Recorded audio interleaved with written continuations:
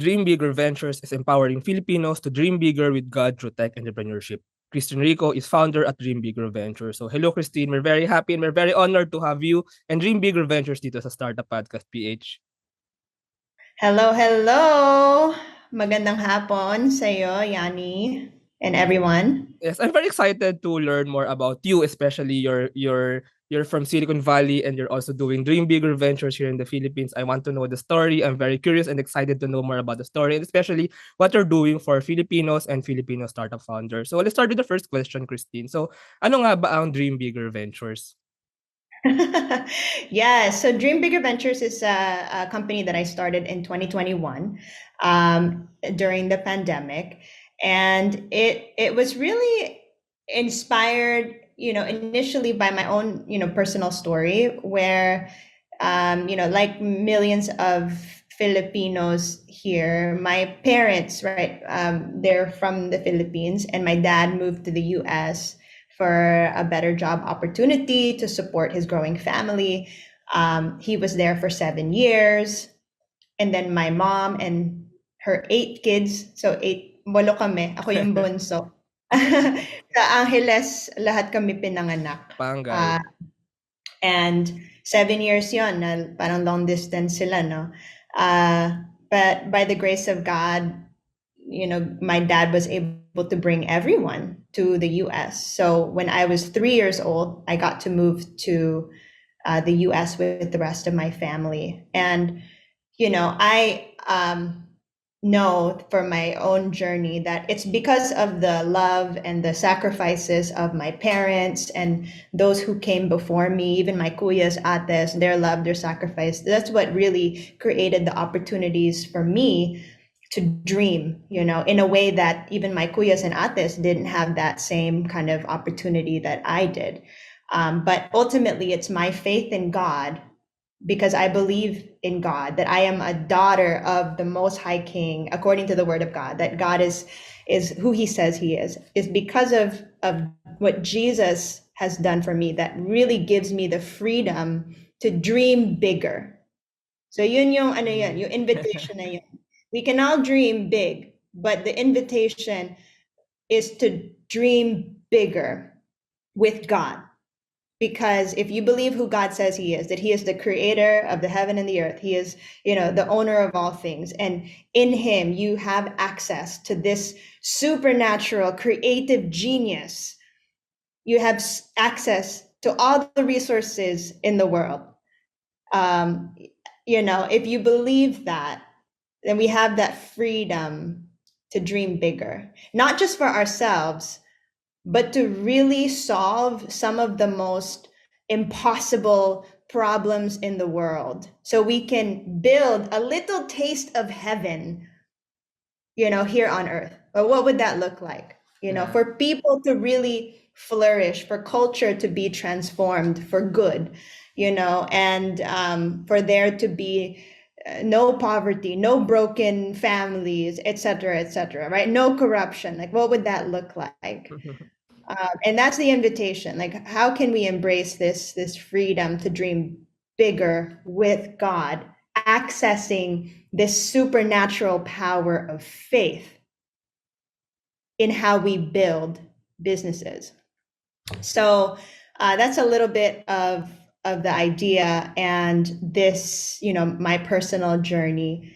And, I ultimately, I grew up in the US and I studied business at New York University. And after college, I went into management consulting in the technology industry. So helping mainly Fortune 500 software companies with their product development, international expansion, just all kinds of different projects and strategy and operations for big tech like software companies. And then eventually I worked at Apple, and my focus at Apple for a long time was international expansions. I was helping Apple Retail expand into new countries, so new markets, and managing those kinds of programs from strategy all the way through execution. So a lot of my expertise is kind of launching either physical, operations or digital products in new markets. And so I'm a launcher. And, Launcher. I learned a lot in my experience in mainly the corporate space. And of course, I have a, kind of business development, kind of a new market expansion type of mindset. So I remember being in the Philippines in 2019, and I worked for these like big Fortune 500, Fortune 10 companies, and specifically helping them expand into new markets. But the Philippines was never really on the priority list. And sometimes it makes me sad because I'm Filipina. Usually, I'm also the only Filipino, like in these like teams that I would work in, and so, yeah. Anyways, so but I remember being in the Philippines in 2019. I was here for a conference. It was called the Global Workplace Forum. Sa ano siya, Green Hills Christian Green Hills. Fellowships Ortigas. Yeah, So this yeah, GCF, yeah. CF, yeah. So this was a global gathering. Siguro mga 800 or 900 people from over 100 countries. Pumunta sila dito sa Manila, sa Green Hills Christian Fellowship for this gathering of, basically asking how do we activate faith in the marketplace or in the workplace. So I was invited to be part of this conference. I was a panelist of one of the speakers there because while I was at Apple, I was also co-leading a workplace fellowship group called the Apple Christian Fellowship. So within this company and many other Fortune 500 companies, there's these faith-based employee resource groups that create community for different people, to increase their sense of belonging and access mentorship, etc. in these Fortune 500 companies. So I was the co-leader of the Apple Christian Fellowship, and so I was invited to go to this global workplace forum. So nasa Manila na ako, and I got to meet just a lot of different people in Filipinos in business and entrepreneurs, etc., and was really just impressed with the caliber of talent that is here. Na, parang, yeah, I felt very like my eyes were open to the talent that is here in the Philippines. And when I was here in 2019, I also hosted a pitch competition. I called it Dream Bigger Manila. It was for high school students and college students.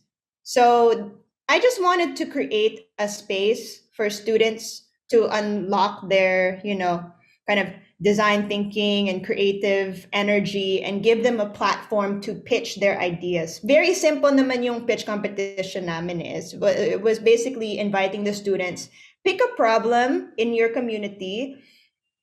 Imagine that you have access to the ultimate venture capitalist, which is God, and pitch a for-profit idea that you think will radically transform Manila in your lifetime.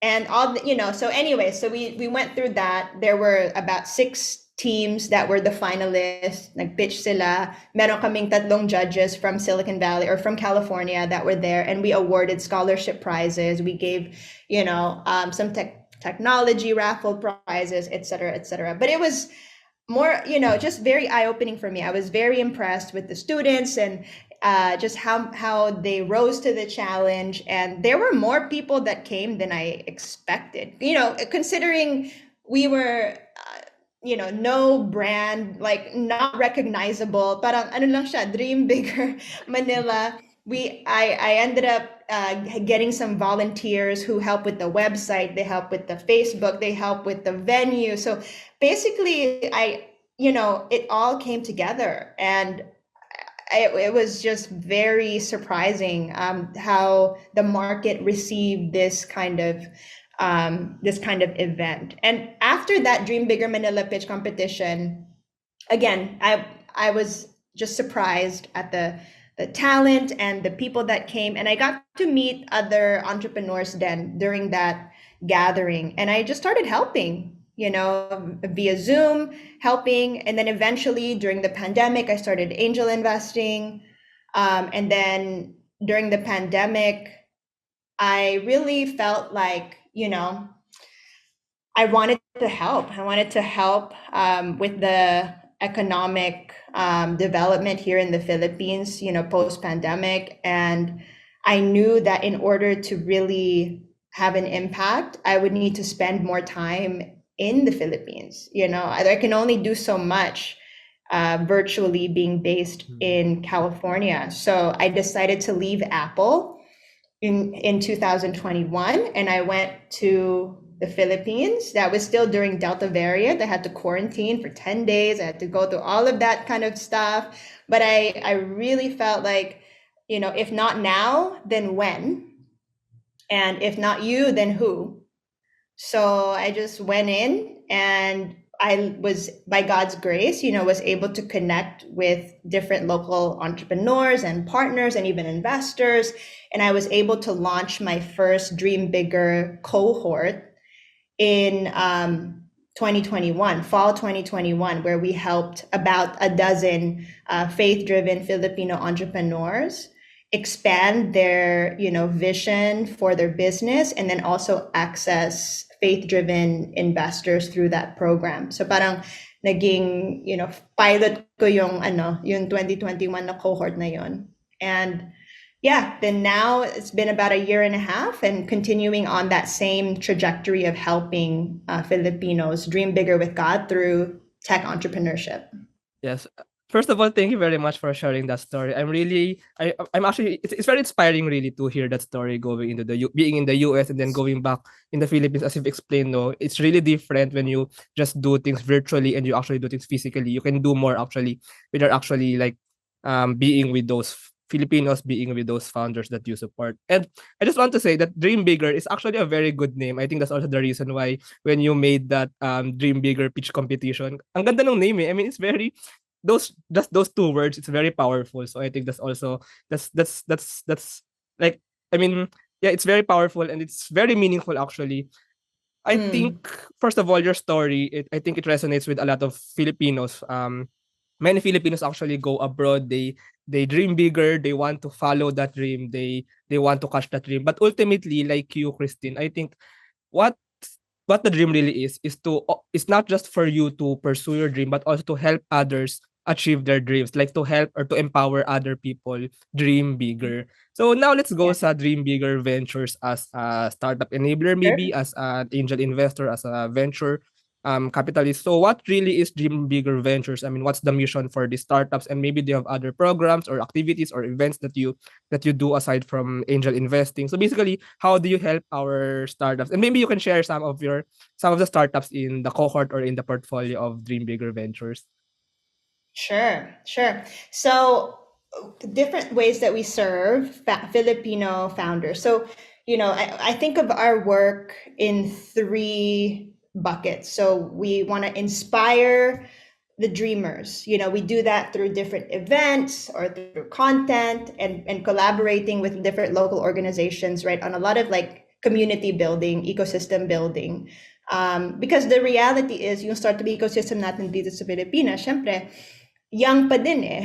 Maliit pa din compared to other countries, especially for where I came from in the United States.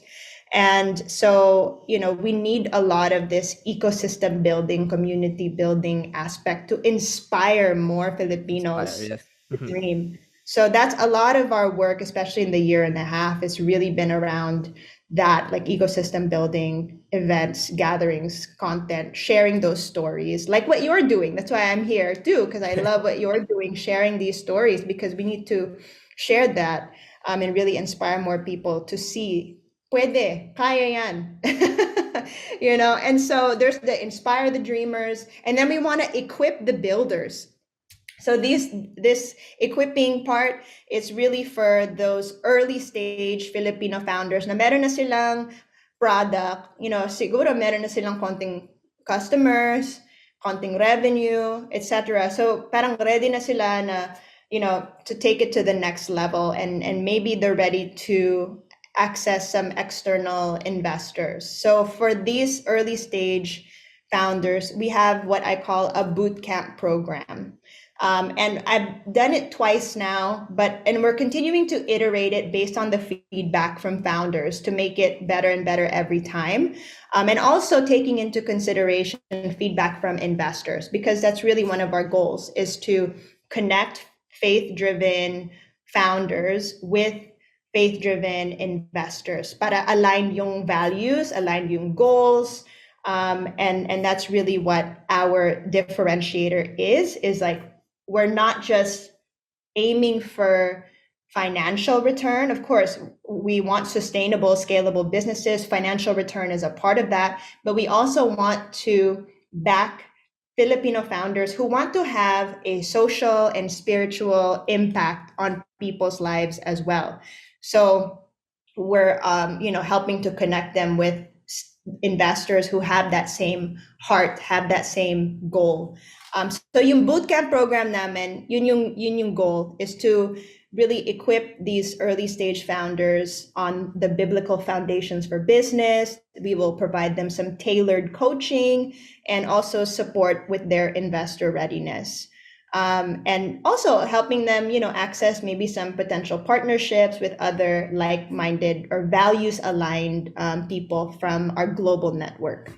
And then, of course, so there's inspiring the dreamers, there's equipping the builders, and then multiplying the impact. So, that's really where we also have some equity. We make direct equity investments as well in pre-seed companies, and also support, investors however we can with their due diligence process, etc., so that, we can continue to multiply this impact here in the Philippines.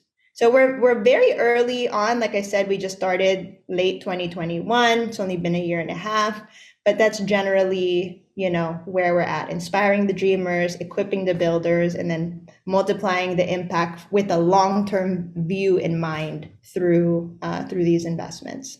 Yeah, that's actually a very good how do you call it, methodology. I mean, I really like that: inspire, equip, and multiply. I think those are really good 3 steps towards supporting or helping these startups. But we're just curious about the faith-driven entrepreneurship, or as you said, like the biblical foundations of business. So can you just know more about this part? Parang how really can faith be infused in business? I mean, what are those principles? What are those those concepts? That I mean, can you just make it clear, especially for our listeners, maybe? So yeah, can I ask that question? Yeah. So I use this framework. So one of our global partners is a US accelerator called Praxis. So they have a really, awesome framework called the Redemptive Framework. And so in the Redemptive Framework, we talk about there are 3 ways to work, right? The first way is what we call the exploitative way.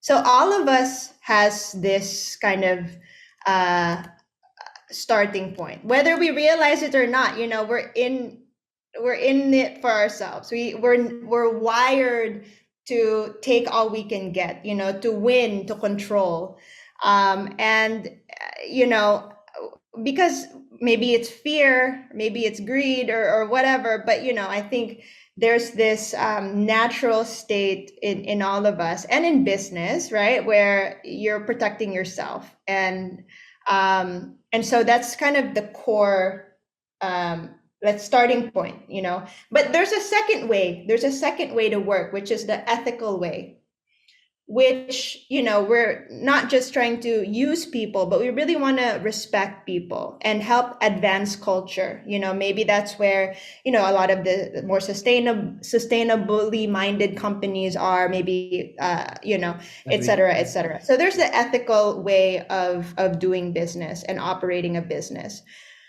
But our thesis is that the ethical way can only really maintain the status quo in order to redeem, in order to really restore the things that are deeply broken in the world, we need something bigger, and that's what we call the redemptive way. And we take the example of Jesus, as the central focus of this idea of redemptive, right? Because in the beginning in the Bible, you see that God created the heaven and the earth, and all things were actually perfect, right? There was shalom, there was peace with God, peace with man. There was, everything that man needed was provided for. And actually, in the very beginning, God even gave mankind a job. May trabaho na siya, di ba?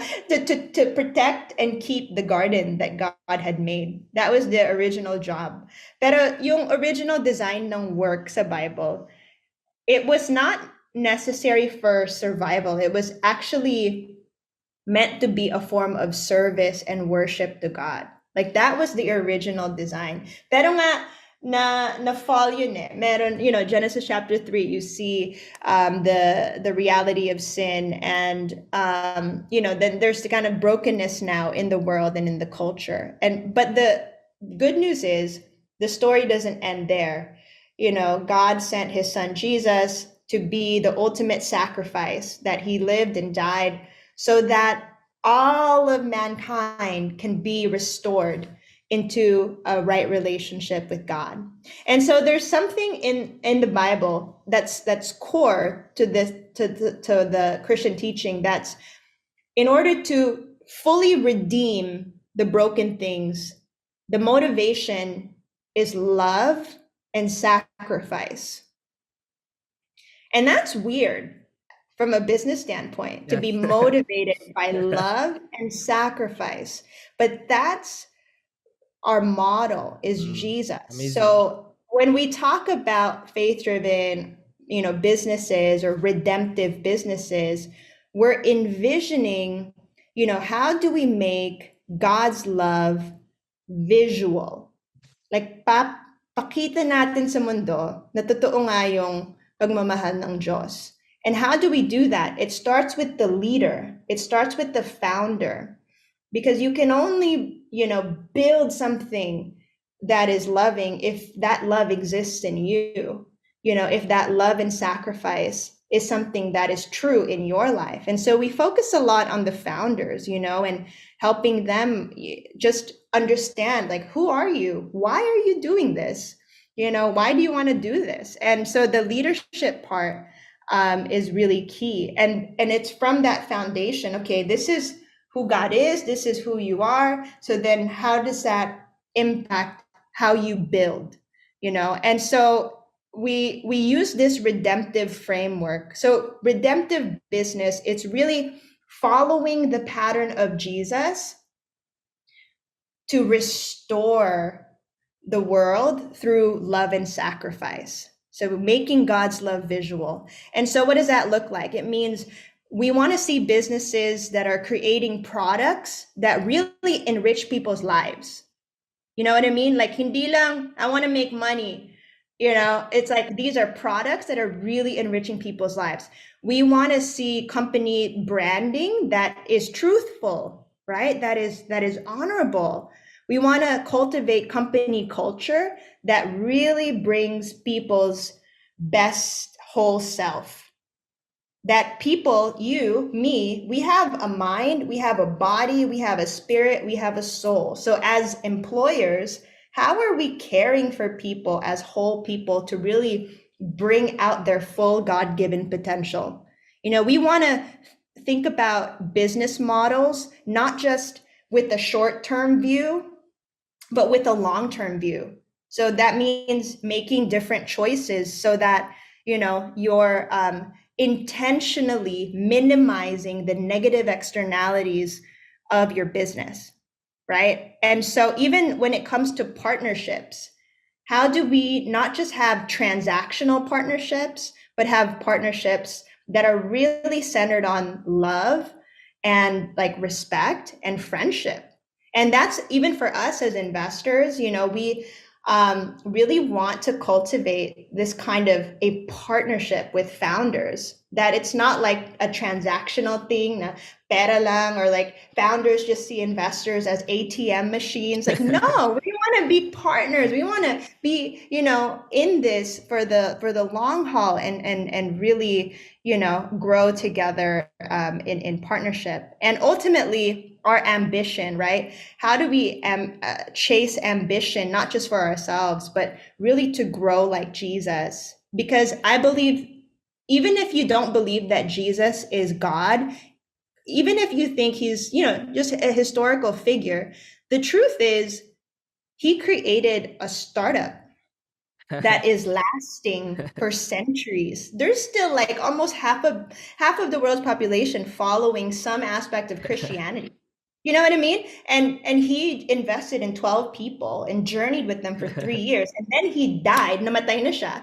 Pero hanggang ngayon, yung pangalan niya, nandito pa rin. Yeah. It's still relevant in this culture. And so, again, if you just think of Jesus as a startup founder, it's like, okay, well, how can you be an enduring transformational leader like him?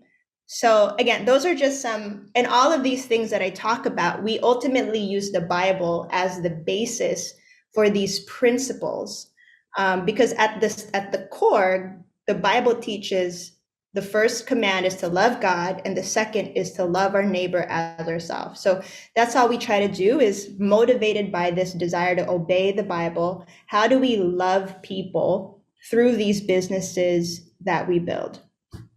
Yeah. I can actually relate now because I'm a Christian. Actually, my first name is Christian. So yeah. And then I'm actually a big fan of Jesus Christ. I mean, to be honest. I mean, I actually agree that Jesus is like one of the first, I think maybe the first person who like built an organization that has lasted until now, and like parang embodied yung love for neighbors, parang love not just for the rich but especially also for the poor. And that's really true that businesses, some startups maybe somehow parang are just profit driven, very capitalist oriented, kumbaga, very profit, pera, pera, pera. Pero sometimes, I mean, actually, really, startups' mission should actually be like per, to be purposeful, to have to do something valuable, to contribute something for the betterment of society. And I think that's parang yun pala ang ibig sabihin when we say like faith-driven entrepreneurship. Parang we really do entrepreneurship. We are entrepreneurs, not just for money. We are not slaves of money, but we do this for society, and we do this for other people. Yeah, thank you for that. I think it's really awesome, and I think it's really very nice to hear that. So what's the vision of Dream Bigger Ventures? I mean, do you have like a roadmap, or what do you see in like maybe, I mean, Dream Bigger Ventures is 1 or 2 years now, ano, so like parang in the next 5 years or maybe 10 years, parang how do you see this extending not just in the Philippines? I see that you have a global network, ano, of like faith-driven entrepreneurs. So parang how really do you see Dream Bigger Ventures expanding pa? And do you plan to do the pitch competition again? I really think it's exciting. Yeah, good question. So for sure, we have a very long-term view for the Philippines. Like I said earlier, our ecosystem here is so young, and considering we have a population of over 110 million, konti pa lang talaga yung mga startups natin dito na scalable talaga and globally competitive talaga.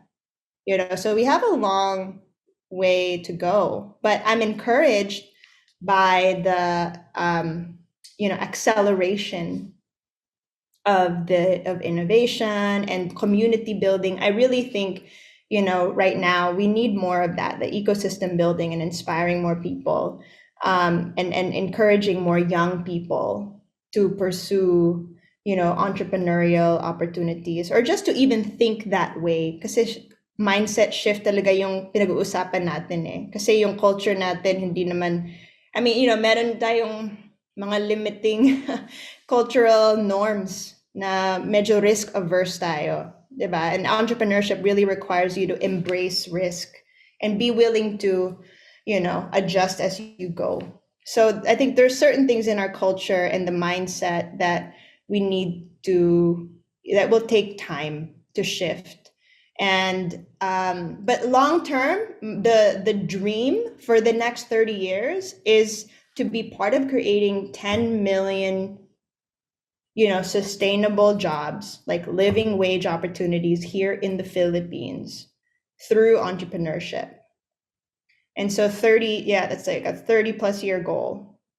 And so over the next, 5 to 10 years, we're really focused on, that ecosystem building aspect, because in order to see this over the next 30 years, you need to start investing in the people and the next generation, and really seeing more of a pipeline of quality businesses being, built by local Filipinos. So we need more, to be honest. The pipeline, it's getting stronger, pero there's a lot more work to be done. Yeah. So in the next 5 to 10 years, we'll continue to partner with whoever wants to partner with us to really build the ecosystem, grow the ecosystem, because our values are very faith driven. Yung mga partners namin are also, we're willing to partner with anyone, but one of my goals is to really strengthen the collaborations with local churches.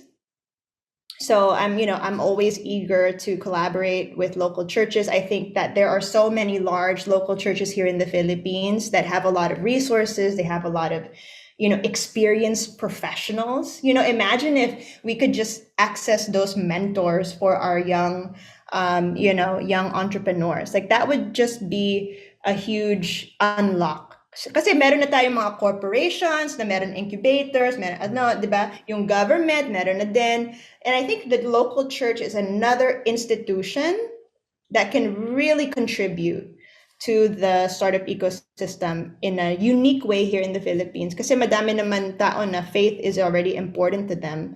And so we want to really unlock that. And of course, we're going to keep going and just helping as many early stage founders as we can with these programs. So yeah, the work continues, and hopefully yung mga early, early founders namin in the next 5 to 10 years, they can continue to be exemplars. No, they can share their story and help reinvest in the next generation and so on and so forth. So we're really excited for the long-term potential of the Philippines. Yeah, that's actually a good point. I mean, about the churches. Napakadaming church. I mean, churches are actually like very foundational sa Philippines. Ano? I mean, almost all. I mean, napakalaking percentage ng Filipinos yung palang regularly go to the church. And maybe if this churches can have like startup programs or something like entrepreneurship programs. I mean, parang may ganung infusion din somehow. I think that's. I mean, just to build more the ecosystem. Before we go to our last question, Christine, about how our listeners can like if you're interested to partner up with Dream Bigger Ventures, I just want to ask this personal question for you. So is it fulfilling or is it like fun? Does it bring you happiness to to build Dream Bigger Ventures? I know it's hard. I know it's not easy, but does it bring you fulfillment being like a startup enabler, and maybe what drives you really to build to do all of these things? So can you just know parang your inner motivation, your drive? Yeah, inner drive. Well, I believe the best place to be is in obedience to God. And yeah, I think this whole process for me is very faith driven. So I'm not just talking about this, being faith driven. Like it's something that I practice and, put into to play every single day in my own life, and how we're building Dream Bigger Ventures. And so with that, yeah, like it's been what's the word? Very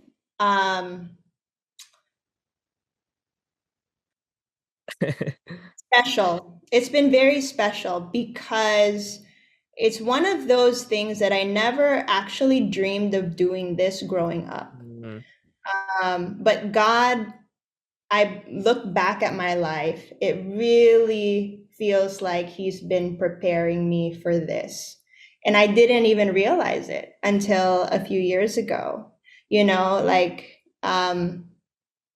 when I was growing up, in the US, the goal is to assimilate to American culture, American ways. So being Filipino, parang liability yan. Sabi ko sa inyo, dati, di ba, ako lang yung Pinay sa mga teams ko, sa mga work environment ko. You know, when I went to college, like in my in the business school, there were very few of us Filipinos at the time. So, you know, being Filipino, it wasn't really an asset. If anything, minsan nagiging liability siya. So dati, no? Pero ngayon, you know, it's interesting how God can use all of that. Like, pwede pa ako mag-Tagalog. I do understand Filipino culture, you know, and of course, I have the American side of myself and my experience. But it's amazing. I love being able to steward all of these aspects of my life and my background in the work that I do now.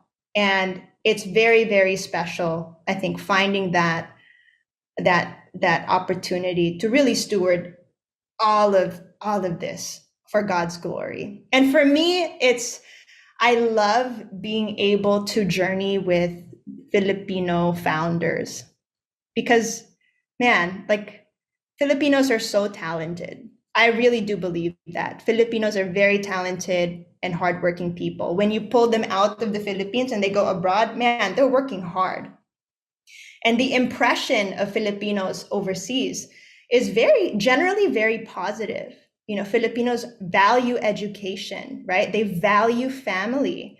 They value hard work. So yung impression ng mga other employers in other countries of the Filipinos is very, very positive. We're great at service, right? Healthcare, all of these things. So the talent, it's really, really special here. And I get excited being able to unlock, you know, local opportunities for our homegrown Filipino founders. Yeah, I think it's really special, ano, like if like your whole life it converges into your purpose now, into what you're doing now. I think that feeling is really special. Like right now, I mean, many people actually parang hinahanap yung talagang purpose, yung drive, but it's really special. It's really fulfilling if parang na-realize mo what you're really meant to do and what you really want to do forward in life. So, maraming salamat, Christine, for this conversation. If our listeners, maybe there are startup founder listeners right now, they want to partner, they want to work with Dream Bigger Ventures, maybe they find this conversation inspiring. There are actually, I think, two or maybe more, no. Can I just mention two of Dream Bigger Ventures portfolio startups, the interview na sa podcast, so si Pieza and si Insight ICS, so those founders, so they're actually part of Dream Bigger Ventures portfolio. But if other startup founder listeners are interested to work with Dream Bigger Ventures, so how can they find more information? How can they connect with you? And yeah, so you can invite them to work with Dream Bigger Ventures. Yeah, if you're a startup founder or any other organization interested in redemptive entrepreneurship or investing in faith-driven Filipino entrepreneurs, you can go to our website dreambiggerph.com. So for founders, we have our 2023 boot camps happening throughout this year. So if you want to learn more about that, you can fill out the form on our website, 2023 boot camp. And then, if you're another partner just interested to connect, you can also just reach out through our website and we'll be in touch with you. Yes, thank you very much, Christine, for this conversation. I'm really inspired with what you're doing and what Dream Bigger Ventures is actually building. So I hope every listener can dream bigger. So maraming salamat, Christine. Amen. Thank you, Yanni. So great to be here. God bless.